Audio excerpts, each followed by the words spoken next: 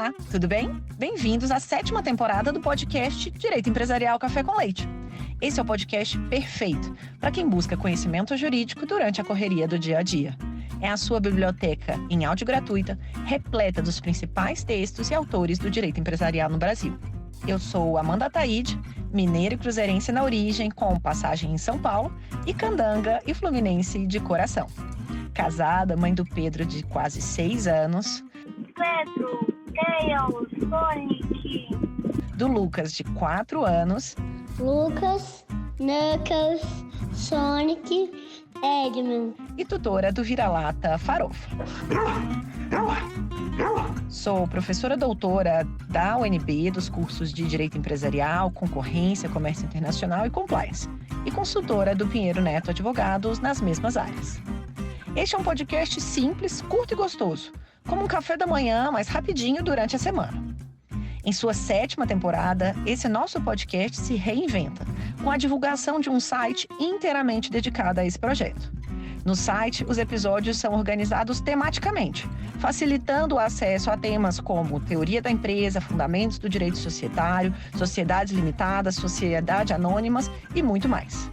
Pegue então a sua xícara de café com leite ou chá, seu tênis para fazer exercício físico ou seu fone de ouvido para ouvir no seu meio de transporte diário.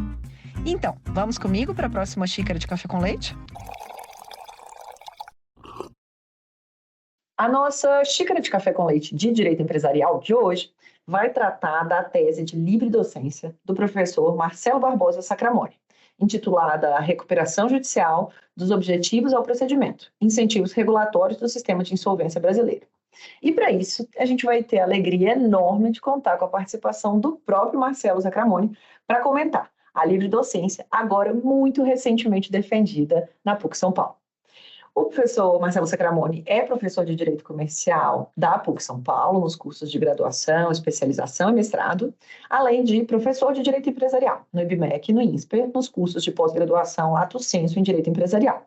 Ele é doutor, mestre em Direito pela Faculdade de Direito da Universidade de São Paulo, advogado e parecerista, dado que, muito recentemente, fez o movimento de exonerar-se, então, da magistratura. Então, ele é ex-juiz de direito do Estado de São Paulo, fez esse movimento que, assim como eu, sai do serviço público e vai para a iniciativa privada também há pouco tempo. Então, professor Marcelo, é uma alegria enorme te receber aqui no podcast. Já tinha um tempo que eu vim atrás de você para poder te ouvir aqui, para ouvir a sua pesquisa aqui para os nossos ouvintes. Então, uma alegria poder te ouvir a respeito dessa livre docência sobre recuperação judicial e essas suas reflexões mais amplas. Eu que agradeço o convite, Amanda. É um prazer vir agora no podcast.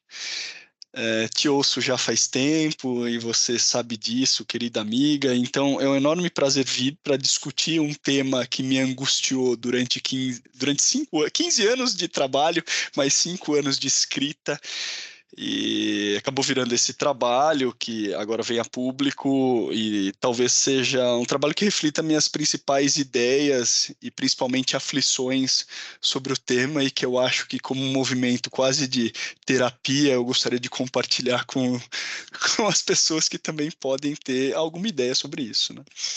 Perfeito. Então, essa sua resposta já dá o nosso pontapé. Então, para a gente iniciar, eu sempre gosto de entender um pouquinho de onde que surgiu aquele tema. Nunca é uma epifania, uma ideia brilhante, normalmente são, de fato, inquietações. E eu queria entender esses 15 anos, esses últimos 15 anos, esses últimos 5 anos, como que você decidiu, né, escrever sobre esse tema que explora justamente, né, direito empresarial, empresas em dificuldade, recuperação judicial e mais. Como que foi o processo em si de escrita da livre docência? Eu já te perguntei isso também, mas conta para a gente agora um pouquinho para os ouvintes como que é esse processo que resultou nas mais de 600 páginas impressas aí e apresentadas perante a banca da livre docência. Conta para a gente. Então, eu acho que a livre docência talvez ela seja um fechamento de uma fase da minha vida, que foi uma fase específica em que eu trabalhei no Poder Judiciário e especificamente no âmbito da insolvência, concentrado desde 2011 até 2021, que eu fiquei, então 10 anos só tratando de recuperação. E nesse procedimento, então numa vara concentrada, especializada de São Paulo, a segunda vara, eu tive a oportunidade ainda de participar da alteração da lei, da 14.112, com vários outros professores, mas isso me fez refletir, em primeiro, qual é o problema da nossa lei, segundo, como melhorá-la.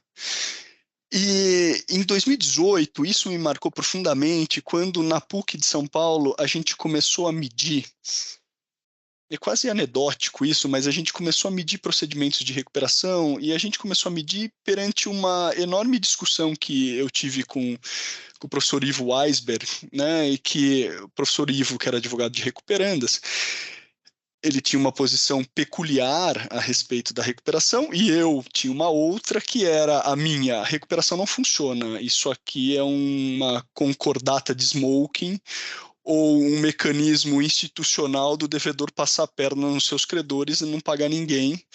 E, por outro lado, e aqui uma outra visão da matéria que eu tive depois de começar a escrever, os credores concordam com algo que eles sabem que é inviável economicamente.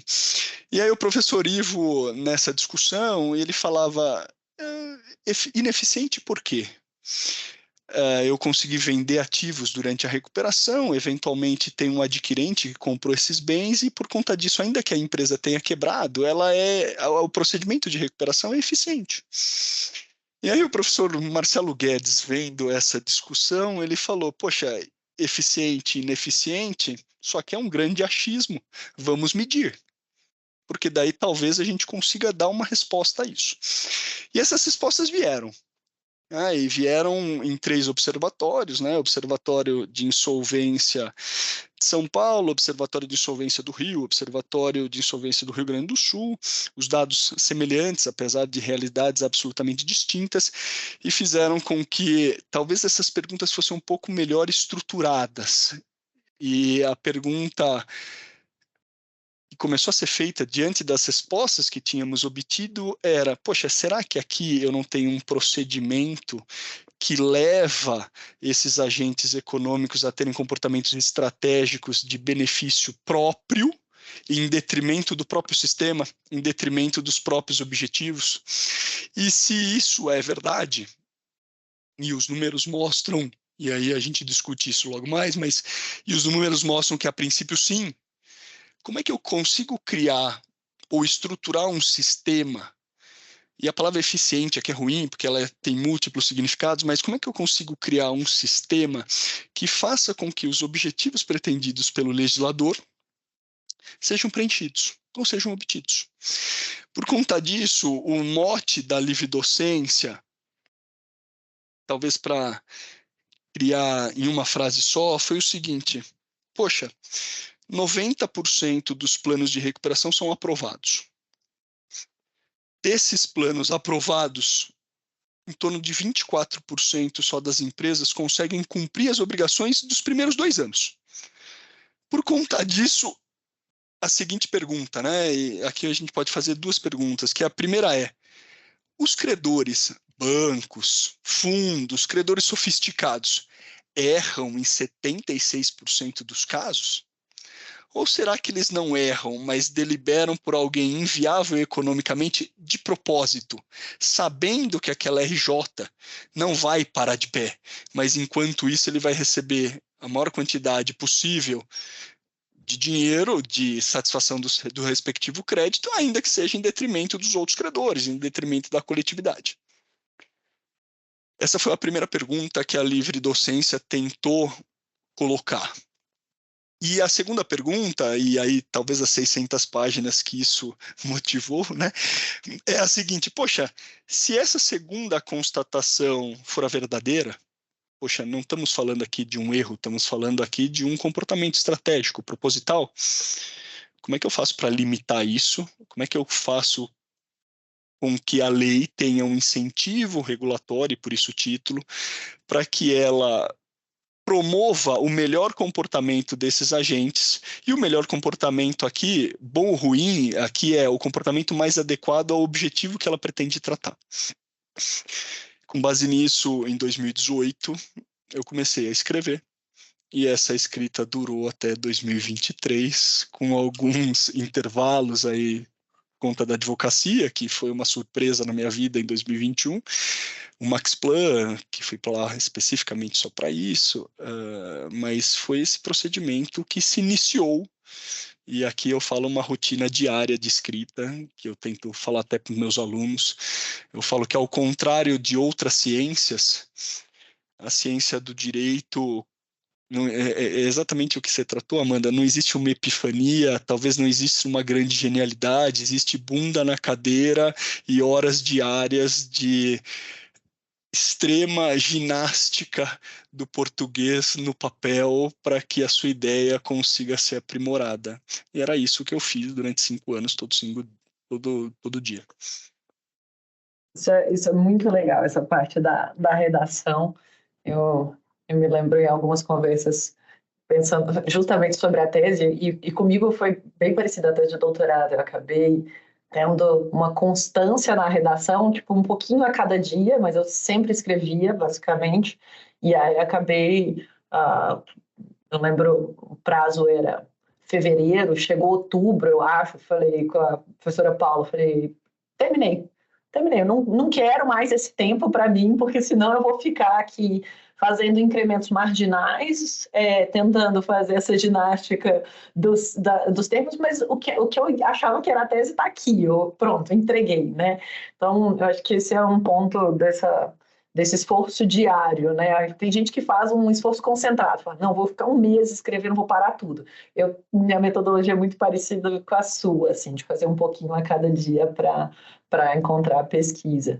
Mas então, para a gente começar a entender os ouvintes, né, que não conhecem, não são tão afetos aí ao tema de insolvência. O que é o sistema de insolvência, como que você enxerga e quais que são as peculiaridades, né, do sistema brasileiro? Se você puder passar um pouquinho desses conceitos mais tradicionais, você falou do conceito de concordata, qual que é a diferença da concordata para recuperação, do conceito de falência, um pouquinho dessa visão geral aqui para os nossos ouvintes iniciantes nesse tema.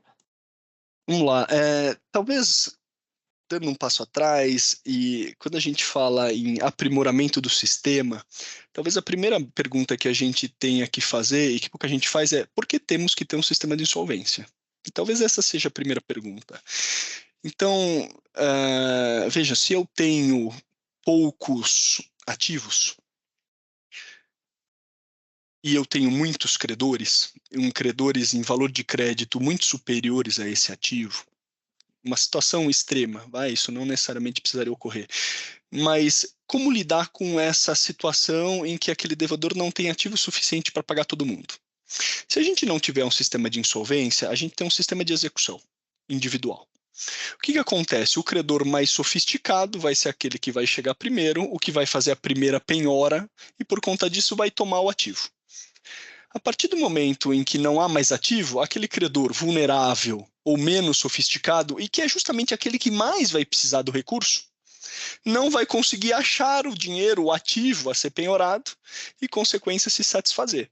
Por conta disso, o sistema de execução individual é um sistema que não premia aquele credor mais vulnerável. Pelo contrário, ele premia o que chegar primeiro, que é o mais sofisticado. E por conta disso, como os credores não são isonômicos, eu tenho credores mais vulneráveis e credores menos vulneráveis, eu vou sempre prejudicar aquele que precisaria ser mais protegido. Portanto, o sistema de execução individual, num cenário social, ele é insatisfatório. Num cenário de eficiência, também. E por que isso? E eficiência aqui num conceito de melhor recebimento dos créditos para todos os credores no mundo ideal. E por quê? Porque se eu estou numa situação de iminência de crise, nem estou dizendo crise propriamente, mas de iminência, aquele credor já vai querer acelerar para chegar primeiro dos outros. E ele vai gastar para ser o primeiro. Então, custa caro o crédito para ele, porque ele precisa monitorar para ser o primeiro. Ou seja, tem uma despesa aqui. Segundo ponto, eu acelero a corrida. Se eu estou em dúvida, o credor tem que executar, porque se ele não chegar primeiro, ele pode não ver nada. Não adianta ser o segundo se não tiver ativo. Então, ele precisa gastar mais do que outros para ser o primeiro. Isso faz com que os recursos se percam. Segundo, aquele devedor dificilmente vai ter uma possibilidade de se compor. Por quê? Porque se ele começa a se compor com um outro credor pode correr na frente e piorar. Por conta disso, o sistema individual, na hipótese de execuções individuais, na hipótese de crise, não satisfaz. Eu tenho uma coletividade aqui que vai basicamente brigar entre si. E aí surgiu um primeiro sistema, que é o sistema de falência. Então, na falência, a partir do momento em que aquele devedor tem uma situação, e aqui a lei tem parâmetros, né, insolvência jurídica, mas supostamente naquela situação em que o devedor não tem condição, vulgarmente, de pagar os seus credores, a lei estabelece um sistema que é: os credores devem ser tratados como uma coletividade, os ativos, para que eles possam valer o maior conjunto possível, vão ser vendidos no todo, e aquele todo vai ser repartido. Consequência, pouco importa se você é o primeiro ou o último, você vai receber dentro da sua classe em igualdade de condições. Isso faz com que o credor mais vulnerável dentro daquela classe receba da mesma forma que aquele sofisticado. Segundo, vai impedir a corrida, porque pouco importa se você é o primeiro ou o último. Terceiro, aquele ativo vai valer mais, porque vai ser vendido no todo, não vai ser fragmentado pelas execuções.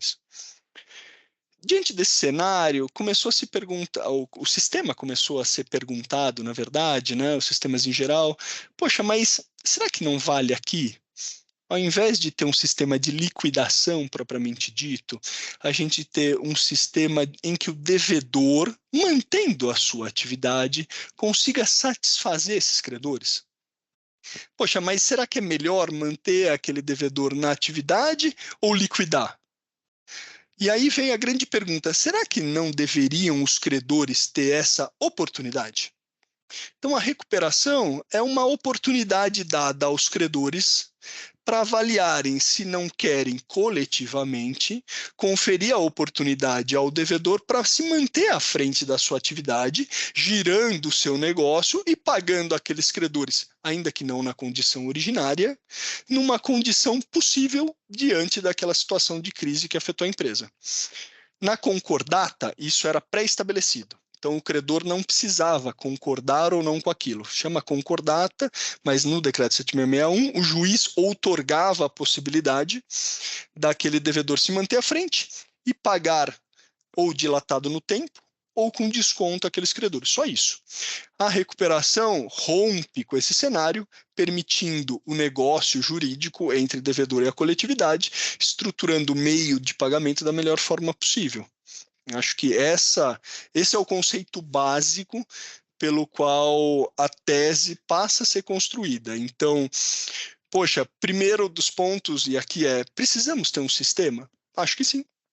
Faz sentido ter um sistema, mas desde que seja um sistema adequado a preservar. E aí vem talvez uma das grandes críticas iniciais, né, enquanto essa apuração estava sendo feita, porque no começo a tese se chamava incentivos regulatórios para promover eficiência, e a questão é: o que é eficiente? Temos aqui um ótimo de Pareto, Kaldor-Hicks, o que a gente vai fazer? Não, e aqui a tese até deu um passo atrás para dizer quais são os objetivos pretendidos pelo legislador, e esse objetivo é um objetivo de política pública.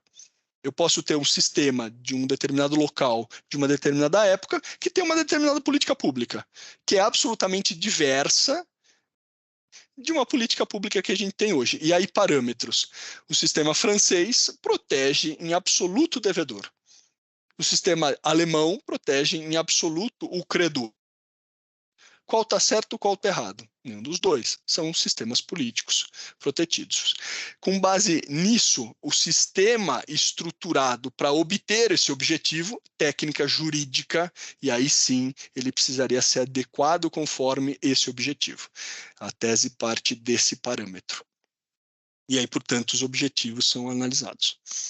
Muito, muito, muito legal essa estruturação da base, da razão de ser, do procedimento, né, do sistema de insolvência, e a gente tem, então, essa evolução do conceito de concordata para recuperação judicial, a existência dos procedimentos de falência, mas conta para a gente, então, um pouco como que você tem visto ao longo tanto, né, dos anos de magistratura quanto dos anos de advocacia, como que esse sistema tem se adaptado para enfrentar os desafios atuais de equilibrar essa proteção de credores, a reabilitação dos devedores, a efetiva promoção da recuperação econômica, como que isso tem sido alcançado ou não por meio do atual sistema de insolvência.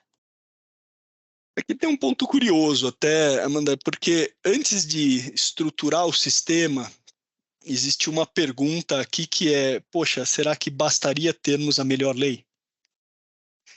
E aqui no trabalho tem um capítulo até que é quase um disclaimer para dizer assim, olha, a melhor lei tem que ser construída, mas ela é quase irrelevante se não mudarmos as instituições de modo geral e o informal, instituição não só formal, lei propriamente dita, mas o informal, que é a aplicação, interpretação, análise dos agentes econômicos com base no que a gente tem. E aí, com base nisso, e vai muito a sua pergunta por aí, é o seguinte, poxa, nós tivemos no Brasil 505 anos de história brasileira de repressão ao devedor.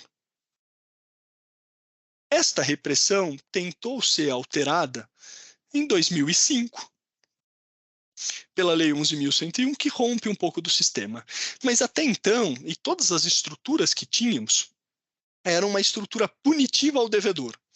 E mesmo quando se concebia a concordata como uma possibilidade de acordo com os credores, e o sistema era alterado logo em seguida, e as legislações se sucederam em relação a isso, se entendia que os credores estavam, de alguma forma, fraudulentamente se acordando em conluio com o devedor para fraudar o sistema. Por conta disso, sempre tivemos um sistema punitivo. A gente não acredita no devedor. Tanto a gente não acredita que a gente fala, esse cara é um quebrado, esse cara é um falido. Falência no Brasil é prêmio. Tanto que só fale o empresário, porque é aquele que arrisca. Se você, que não é empresário, é um consumidor, pedir a falência, você não vai obter. Por quê? Porque você não merece esse privilégio dado pela lei de não precisar pagar o seu credor quando o seu ativo estiver esgotado. Você vai ter que aguardar o prazo prescricional. A falência, isso não acontece. Então, falência é um prêmio. E a gente trata, de alguma forma, aqui como um estigma. Não só a gente, mas países latinos, de modo geral. Então, a gente vê a falência ainda como algo punitivo. E, curiosamente, e o jornal mostra isso, os jornalistas não sabem a diferença entre recuperação e falência, inclusive. Você vê, poxa, aquela empresa ali faliu. Não, ela pediu uma recuperação, meu amigo, calma. Então, é impregnado na nossa cultura essa mentalidade de que aquele empresário que arriscou e que deu errado, um insucesso, e é da vida, é do risco do negócio, ele não é um fraudador necessariamente. Ele é um cara de boa fé que arriscou, mas teve um insucesso. E insucesso é natural ao risco. Se não fosse, todo mundo empreendia. Então, acho que uma primeira situação é, poxa, de que forma a gente se comporta diante de uma regulação. E aqui tem enormes problemas com relação a isso, notadamente de agentes econômicos fora da negociação. E aqui talvez tenha um grande passo que é o seguinte, poxa, desenhamos determinados objetivos na lei.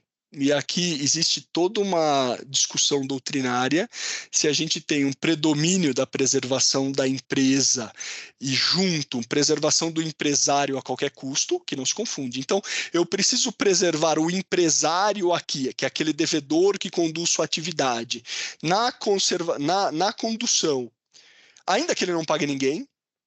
Por quê? Porque só a manutenção dele à frente do seu negócio vai fazer com que sejam mantidos os empregos, vai fazer com que seja mantida a circulação econômica, o desenvolvimento empresarial brasileiro, os consumidores e assim por diante. E é uma teoria francesa, conserva aquele devedor à frente da sua atividade, ainda que ineficiente.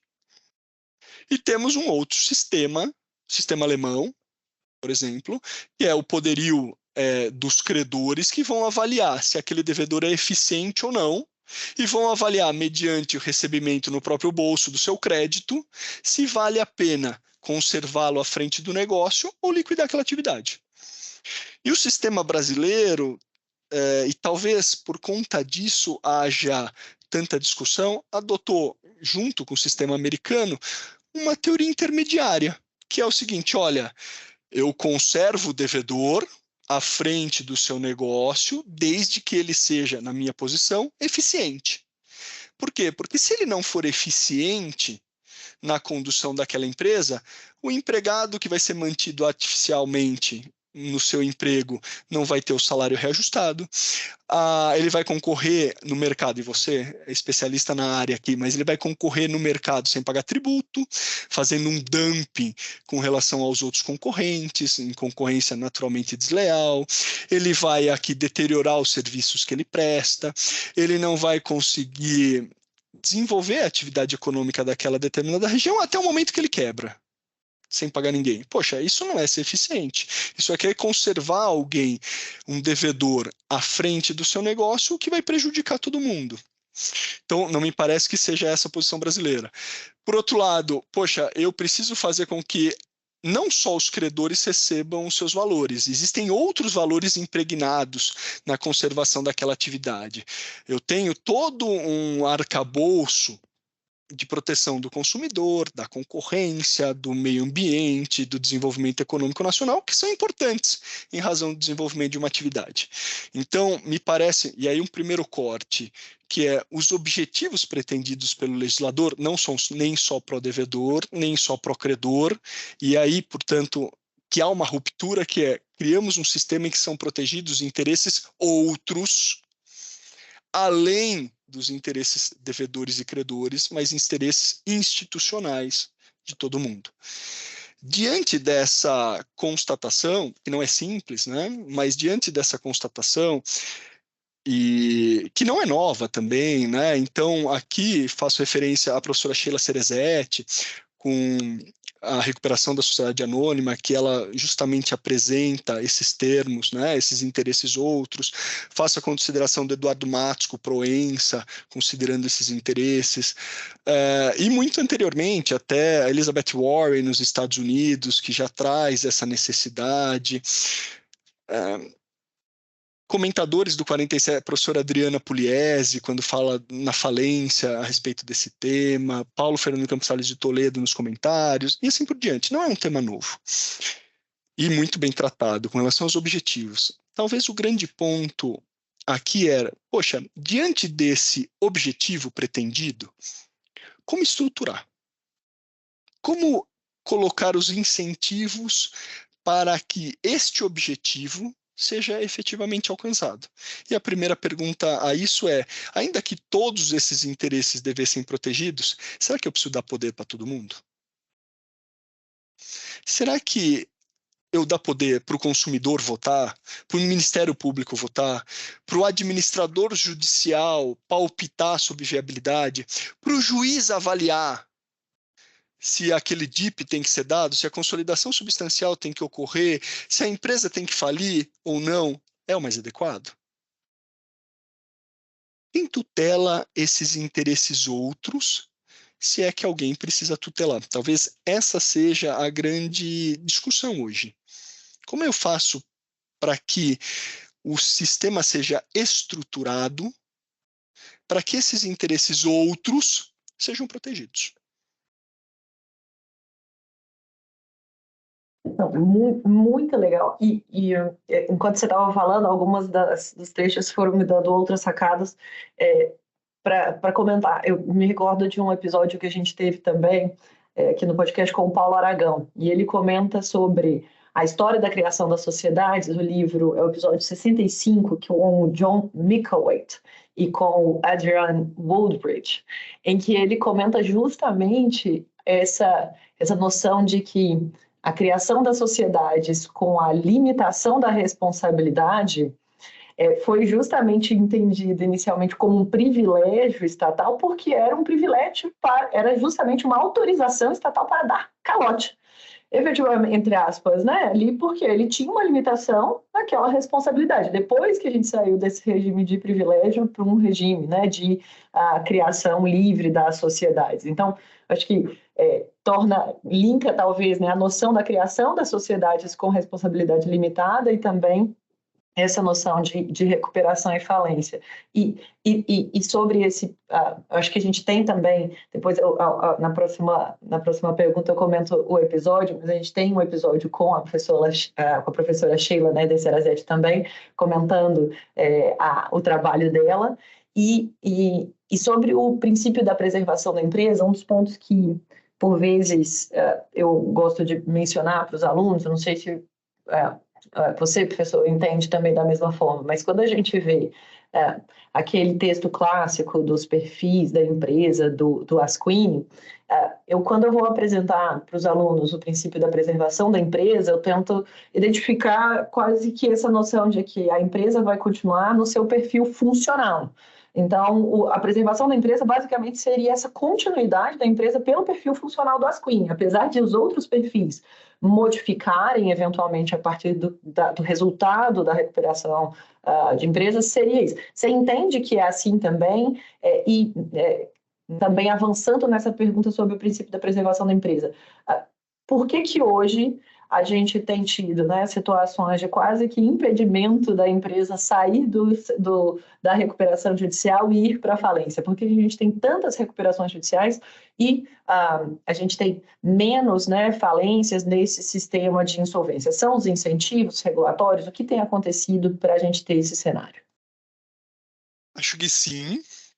E aqui tenho várias constatações sobre isso. Então, primeiro, no Brasil ninguém pede falência, porque você pode conseguir. E se você conseguir, a falência dura no Brasil mais do que 16 anos e o credor recebe algo em torno de 6,1%. Ou seja, só o credor extraconcursal vai receber isso. Então, eu brinco que nem o administrador judicial vai receber, porque o pedido de restituição vem antes dele. Então, ninguém recebe. Então, é drástico. Então, não faz sentido esse sistema hoje que temos, que faz com que aquele devedor tenha exclusividade para pedir recuperação judicial, porque o credor poderia pedir a falência dele, se quisesse, e ele se defenderia pedindo a recuperação. O credor não vai atacá-lo via falência, porque não ataca a falência, ataca ele próprio, então ele não pede. Então o sistema dúplice que a gente tem no direito brasileiro, ao contrário de outros sistemas únicos, não faz muito sentido. Pô, Marcelo, você está advogando um sistema único? Não estou, mas eu acho que não faz sentido um sistema dúplice de entrada. Então, só o credor pode pedir falência, o devedor também, autofalência, tudo bem, mas a gente tem aqui como uma opção, não um dever, e a recuperação exclusiva do devedor. Por quê? Porque ele vai retardar esse pedido, que ele não vai poder ser coagido a antecipá-lo se a gente não der o incentivo adequado. Esse é o primeiro ponto.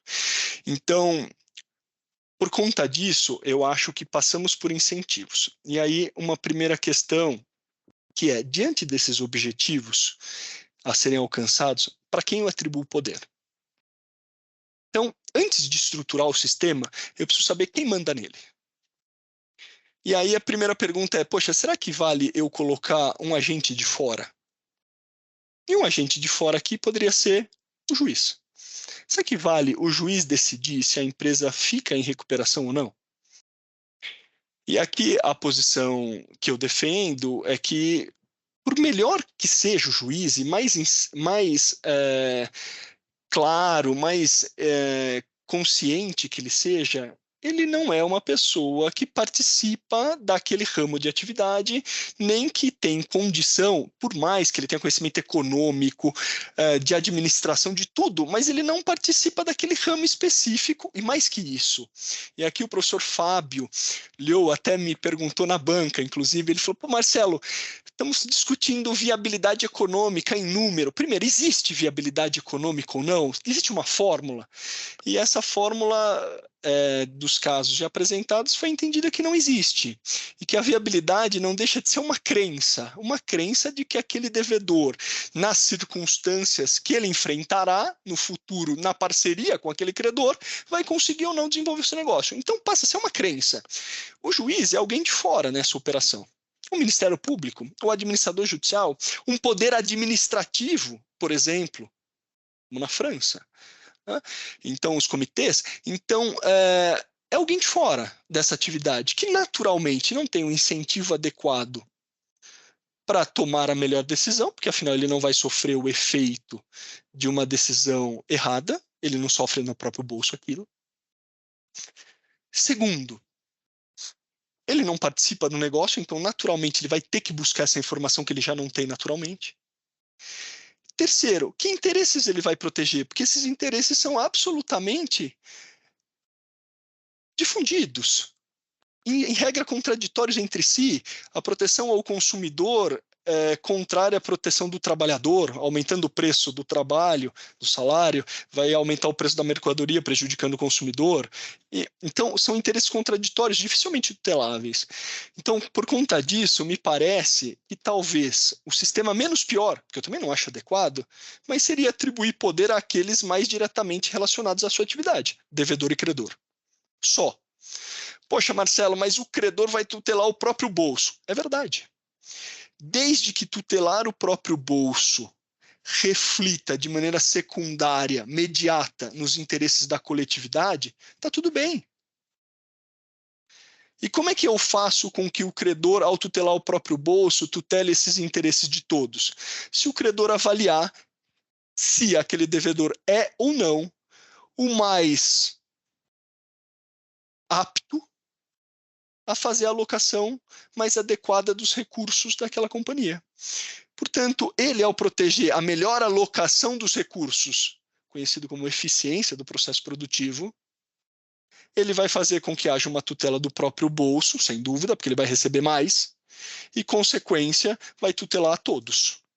Então, aqui, talvez essa seja uma crítica importante do trabalho, que é a seguinte: houve uma opção aqui, de alguma forma sustentada, que é: precisamos tutelar esses interesses institucionais, eu diria, mediante uma análise de eficiência e de law and economics, para avaliar para aquele credor, tentando maximizar a posição individual, tutele de maneira secundária esses interesses coletivos. Como é que eu crio um sistema para que, de alguma forma, ele, ao proteger o próprio bolso, reflita na proteção desses interesses outros?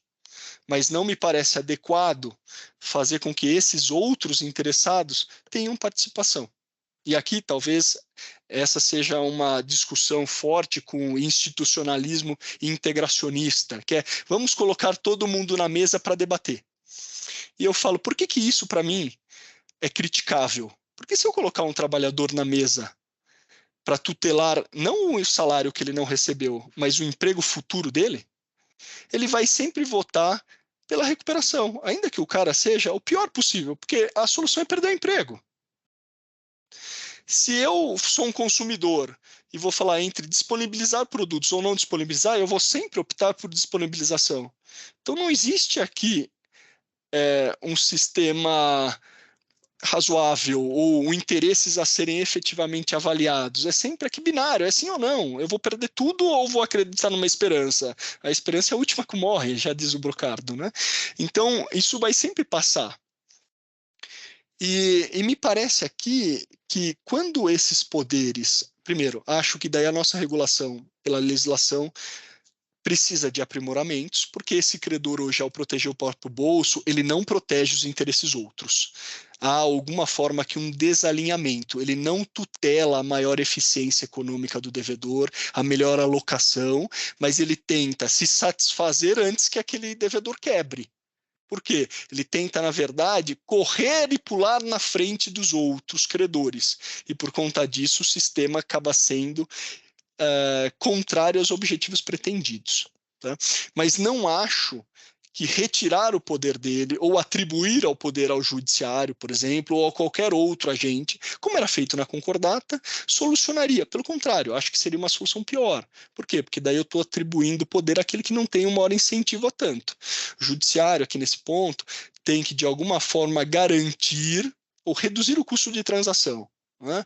Teria que garantir aqui a maior simetria informacional, que ambas as partes pudessem negociar da melhor forma possível e, obviamente, controlando abusos nesta negociação. Mas a negociação tem que ficar aqui especificamente nesses agentes. O judiciário aqui é um instrumento de redução do custo e não um aumento do custo de transação da negociação, de alguma forma, dificultando a posição de cada um deles. Qual que é o problema disso? De novo, tivemos 500 anos aqui dele tendo uma posição absolutamente de intervenção.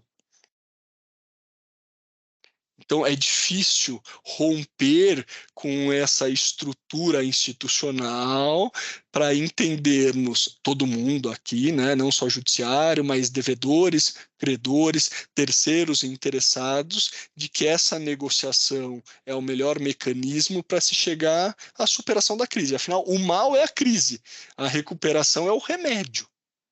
Só que o remédio mal dado mata o paciente. Talvez esse seja o grande ponto. E esse, então, foi um dos principais achados, né? Vamos colocar, talvez, aí essa centralidade dos credores nas tomadas de decisão, né, da recuperação, com essa proteção imediata dos interesses da sociedade, né? Se eu bem entendi aqui da sua explicação. Eu queria entender se é isso mesmo e quais foram os outros principais achados da sua livre docência, para você poder resumir para a gente caminhar aqui para o final. Sei que é muito difícil resumir 600 páginas em poucos minutos, mas a gente está tentando fazer esse feito aqui, desses resultados que você trouxe. Eu sei que você encontrou alguns números muito interessantes também. Se você puder comentar isso para todo mundo já ficar curioso, animado, para quando sair a publicação, todo mundo já sair correndo para comprar para o lançamento e para esgotar aí já no primeiro dia. Conta para a gente. Não, acho que talvez da tese, especificamente, a constatação foi: não há pedidos de falência no Brasil. Há poucos pedidos de recuperação judicial e eles não são relacionados a um aumento de crise. Então, existe um comportamento estratégico ao pedir recuperação. Então, o devedor não simplesmente pede porque ele está em crise, ele pede porque ele pode pedir, que é diferente. Segundo ponto, aí com base nisso, quando se pede a recuperação, e aqui os números mostram isso, a condição da empresa, e aqui empresa como atividade, está muito deteriorada. Então, precisamos criar mecanismos para que o devedor seja estimulado a pedir a recuperação judicial. E aqui, a solução proposta, em comparação com os outros países, é amor e dor. Como assim? Poxa, eu preciso criar um estímulo para que ele peça voluntariamente a recuperação, tendo benefícios a tanto. Então, por exemplo, ele, ao pedir recuperação, ele vai se beneficiar do stay, que é um período de blindagem, para que ele consiga negociar. Então, ele se antecipando a isso, ele tem uma negociação mais adequada, segurando todas as execuções individuais, mas eu preciso também coagi-lo a tanto. Então, os credores deveriam poder pedir a recuperação judicial do devedor, para estimulá-lo a ingressar antecipadamente, e se pedirem de maneira abusiva, serem punidos. Segundo ponto, poxa, a partir de um momento em que aquele devedor não tem mais ativos, e olha que curioso, quanto mais ele arriscar, melhor.